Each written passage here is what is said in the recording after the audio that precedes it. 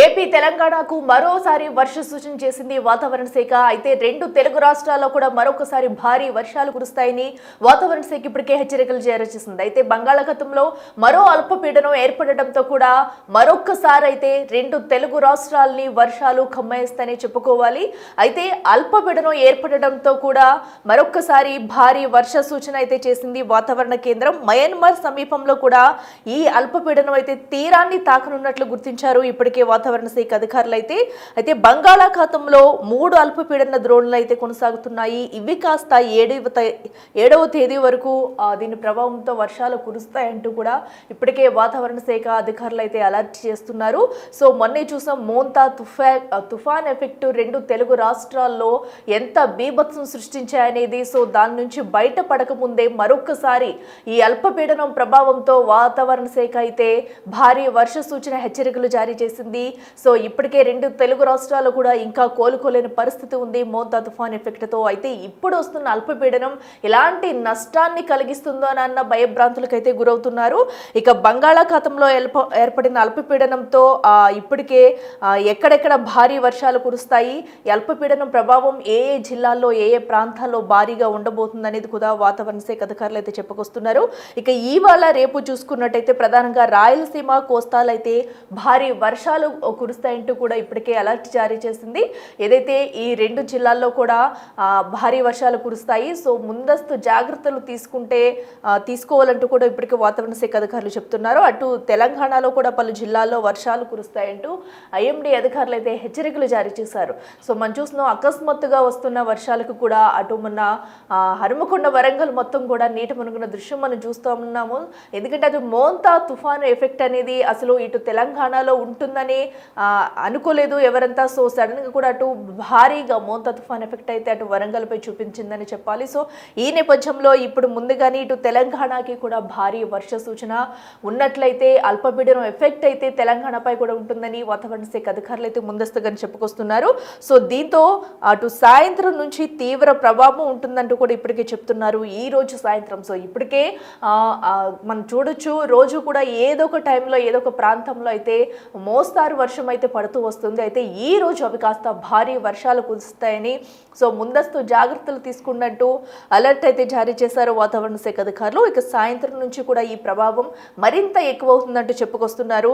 అలాగే ఖమ్మం, కొత్తగూడెం, నిజామాబాద్, నల్గొండ, యాదాద్రి భువనగిరి, మెదక్ జిల్లాలో కూడా విస్తారంగా వర్షాలు పడతాయంటూ హెచ్చరికలు జారీ చేశారు. సో ఏదైతే ఈ అల్పపీడనం ప్రభావం ప్రధానంగా కొన్ని జిల్లాల్లో తీవ్ర ఎఫెక్ట్ చూపించే అవకాశం ఉందంటూ వాతావరణ శాఖ అధికారులు అయితే హెచ్చరికలు జారీ చేస్తున్నారు.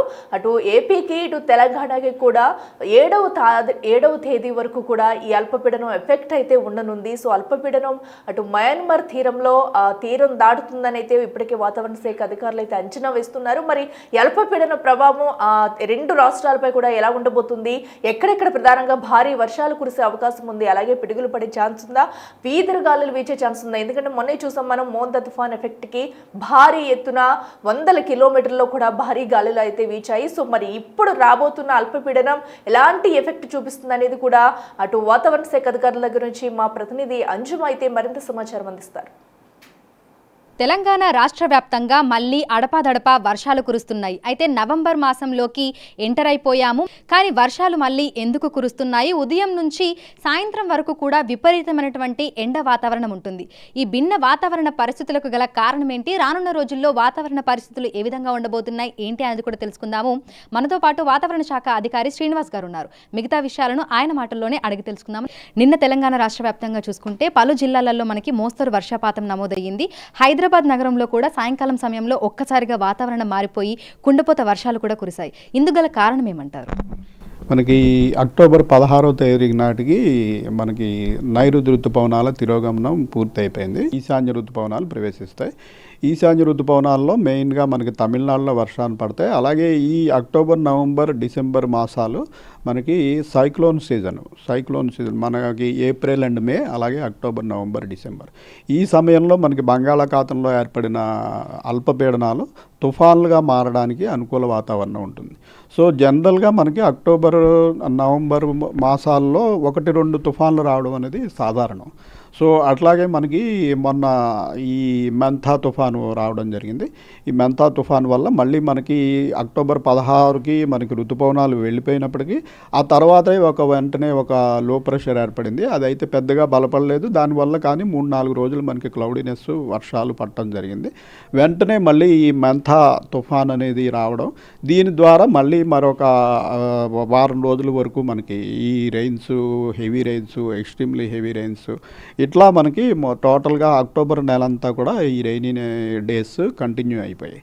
దీనికి తోడు మనం ఇప్పుడు ప్రత్యేకంగా ఈ ఏడు చూస్తున్నది ఏంటంటే టెంపరేచర్ల పెరుగుదల అనేది సాధారణం కంట ఎక్కువ ఉంటుంది. నార్మల్గా మనకి ఇప్పుడు వింటర్ సీజన్లో ఉండాల్సిన టెంపరేచర్ల కంట ఇప్పుడు గరిష్ట ఉష్ణోగ్రతలు మ్యాక్సిమం టెంపరేచర్లు చూసుకున్నట్టయితే 2 నుంచి 4 డిగ్రీల వరకు ఎక్కువ ఉన్నాయి. అలాగే మినిమం టెంపరేచర్లు చూసుకుంటే 1 నుంచి 5 డిగ్రీల వరకు వివిధ ప్రాంతాల్లో ఎక్కువ నడుస్తున్నాయి.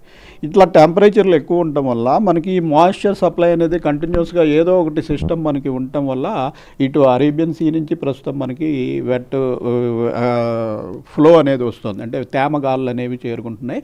దానికి తోడు టెంపరేచర్లు మన దగ్గర ఉండవలసిన దానికంటే ఎక్కువ 30 నుంచి 34 డిగ్రీల వరకు టెంపరేచర్లు ఉండటం వల్ల నిన్న సాయంత్రం కూడా చూసాం మనం సిటీలో ఉన్నట్టుండి పెద్దగా ఒక గంటన్నర సేపు క్యూములోనింబస్ మేఘాల వల్ల వర్షం పడటం. క్యూములోనింబస్ మేఘాల వల్ల నవంబర్లో వర్షం పడటం అనేది అసాధారణం. కొంచెం అలాగే అసాధారణ విషయాలు వస్తున్నాయి. వీటికి మనం ముందుగా ప్రిడిక్ట్ చేయడానికి అవకాశం ఉండదు.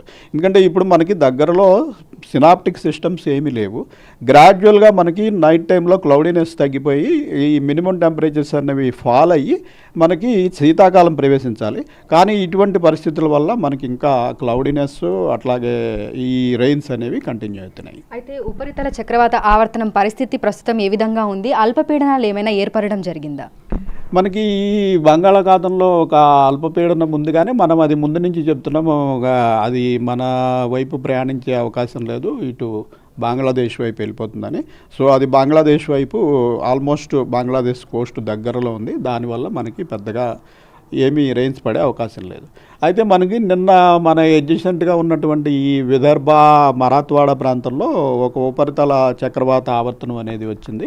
అది కూడా ఈరోజు మార్నింగ్కి బలహీనం అయిపోయింది. అయితే మనకి ఈ అరేబియన్ సముద్రంలో గత వారం ఈ మెంథా తుఫాన్ ముందు నుంచి కూడా ఒక డిప్రెషను అలాగే లో ప్రెషర్ కింద ఇప్పటికి వారం రోజులు పైబడి ఇక్కడ కంటిన్యూ అవుతుంది. ఇది కూడా ఈరోజు కొంచెం మనకి ఈ మా అహ్మదాబాదు ఈ గుజరాత్ ప్రాంతంలోకి వెళ్ళి బలహీనపడింది. అయితే దీని ప్రభావం వల్ల కొంచెం మనకి ఈ తేమగాళ్ళు అనేవి ఇంకా తెలంగాణ వైపు వస్తున్నందువల్ల మనకి ఇంకా నైట్ క్లౌడీనెస్ అనేది పోలేదు. నైట్ క్లౌడీనెస్ పోయి మనకి ఆకాశం స్కై క్లియర్ అయిపోతే మనకి నైట్ టెంపరేచర్స్ ఫాల్ అవుతాయి. అయితే గత ఏడాదితో పోలిస్తే ఈసారి ఎండల తీవ్రత అనేది ఈ టైంలో ఎక్కువగా ఉందని చెప్తున్నారు. అంటే 2 నుంచి 4 డిగ్రీల వరకు కూడా గరిష్ట ఉష్ణోగ్రతలు అనేవి అధికంగా నమోదవుతున్నాయి. ఎందుకు అంటారు? మనకి ఈ గ్లోబల్ వార్మింగ్ వల్ల కొన్ని విచిత్రమైన మార్పులు మనం అంటే గ్రాడ్యువల్ టెంపరేచర్స్ పెరిగి ప్రతి సీజన్లోనూ వేడిమి గల రోజులు ఎక్కువ పెరిగిపోవడం అనేది మనం చూస్తున్నాము. అయితే ఈ సీజన్లో ప్రస్ఫుటంగా అందులోని ఈసారి ఏమైందంటే మనకి మే నెలలో చల్లటి వాతావరణం, మే నెలలో 25 ఇయర్స్లో లోయెస్ట్ మ్యాక్సిమం టెంపరేచర్స్ మనకు వచ్చాయి. దానివల్ల మనకి తర్వాత జూన్ జూలైలో వర్షపాతం కూడా తగ్గిపోయింది. మెయిన్గా మనకి ఏప్రిల్ మే నెలల్లో హై టెంపరేచర్స్ ఉన్నప్పుడు వాటి వల్ల మనకి ఎక్కువ మన కోస్ట్ సమీపంలో అల్పపీడనాలు ఏర్పడటం అవి ఉంటాయి. ఈ మే నెలలో టెంపరేచర్స్ లేకపోవడం వల్ల ఆ ఫ్యాక్టర్ ఇదైంది. తర్వాత మనకి మాన్సూన్ సీజన్లో కూడా గత మాన్సూన్ సీజన్ బట్టి కంట ఈసారి మాన్సూన్ సీజన్లో టెంపరేచర్స్ పెరుగుదల అనేది ఎక్కువ ఉండటం వల్ల ఈ మాయిశ్చర్ లభ్యత ఎక్కువ ఉండటం వల్ల ఎక్కువ రోజులు మనం సినాప్టిక్ ఫీచర్ లేకపోయినా ఈవినింగ్ టైము క్యూములోనింబస్ మేఘాల వల్ల ఎక్కువ వర్షపాతం చూసాం. అలాగే ఇప్పుడు మనకి నవంబర్ నెలలో కూడా నిన్న కూడా మనం క్యూములోనింబస్ మేఘాలు సిటీలో కూడా ఉరుములు మెరుపులతో కూడిన జల్లులు చూసాం. వీటన్నిటికీ ఏంటంటే టెంపరేచర్లు అనేటివి ప్రతి సీజన్లోనూ కూడా గత సాధారణ టెంపరేచర్ల కంటే 2 నుంచి 3 డిగ్రీలు అట్లా ఎక్కువ ఉంటున్నాయి. ఎక్కువ ఉన్నప్పుడు డెఫినెట్గా అవి ఈ వేడిమితో కూడిన మేఘాలకి అవకాశం కల్పిస్తాయి. వీటిని ముందుగా ఫోర్కాస్ట్ చేయడానికి అవకాశం ఉండదు. జస్ట్ 3-4 గంటల ముందే అటువంటి అవకాశం ఉందని తెలుస్తుంది. సో ప్రస్తుతం జరుగుతున్న పరిణామం ఇదేనండి. సో ఈ ఏడాది చూసుకుంటే ప్రతి సీజన్ కూడా ఎక్స్ట్రీమ్గానే ఉంది. విపరీతమైనటువంటి ఎండలు, విపరీతమైనటువంటి వానలు. మరి చలికాలం ఏ విధంగా ఉండబోతోంది? చలికాలం జనరల్గా ఇప్పుడు మనకి వేడిమి గల రోజులే అన్ని రోజుల్లోనూ అన్ని సీజన్లోనూ పెరుగుతున్నాయి కదా, చలికాలం కూడా పెద్ద తీవ్రంగా ఉండదని భావిస్తున్నాం. మనకి కోల్డ్ వేవ్స్ అనేవి గ్రాడ్యువల్గా తగ్గిపోతున్నాయి. ఎక్కువగా మనకి హీట్ వేవ్స్, అలాగే సివియర్ థండర్ స్టార్మ్స్, పెద్ద పెద్ద వానలు, చిన్న సిస్టమ్స్కే అత్యధిక వర్షపాతం 50 సెంటీమీటర్లు 60 సెంటీమీటర్ల వర్షపాతం, ఇలాగ కొంచెం వింత పోకడలు, అలాగే విపరీతమైన మార్పులు అవి కూడా చాలా క్విక్గా ఈ ఏడు మరీ ఎక్కువ చూసాం మనం. సో ఈ పరిణామాల దృష్ట్యా ప్రస్తుతం ఈ ఏడు మనకి చలి అంత తీవ్రంగా ఉండదని భావిస్తున్నాం. మనకి ఇంచుమించుగా నార్మల్ రేంజ్లో కంటే దానికంటే కొద్దిగా తక్కువగా తప్పించి విపరీతమైన హీట్ వేవ్స్, అత్యధిక చలి ఉంటుందని ప్రస్తుతం భావించడం లేదు. సో ప్రస్తుతం చూస్తే తెలంగాణ రాష్ట్ర వ్యాప్తంగా కూడా భిన్న వాతావరణ పరిస్థితులు అయితే కనిపిస్తున్నాయి. గత ఏడాదితో పోలిస్తే ఈ ఏడాది వాతావరణంలో అనేక మార్పులు వచ్చాయి. ప్రతి సీజన్లో కూడా ఎండల తీవ్రత అనేది అధికంగా ఉంటుంది. ఇక ఈ ఏడాది వర్షాకాలంలో ఆశించిన దానికంటే ఎక్కువగా అధికంగా వర్షపాతం కూడా నమోదయ్యింది. అయితే ప్రస్తుతం ఎండల తీవ్రత ఎక్కువగా ఉండటం వల్ల సాయంకాలం సమయంలో క్యుములోనింబస్ మేఘాలు అనేవి ఏర్పడి అక్కడక్కడ మనకు కుండపోత వర్షాలు అయితే కురుస్తున్నాయి. ఇక రైతులు సాయంకాలం సమయంలో అప్రమత్తంగా ఉండాలని కూడా వాతావరణ శాఖ అధికారులైతే సూచనలు జారీ చేస్తున్నారు. విడుదల సతీష్తో అంజుమ, బిగ్ టీవీ, హైదరాబాద్. తెలంగాణ రాష్ట్ర